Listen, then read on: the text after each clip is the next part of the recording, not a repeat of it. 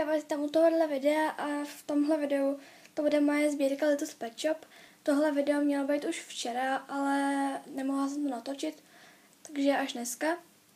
A budu to teda dělat formou fotek, že prostě toho Pet Shopáka vyfotím.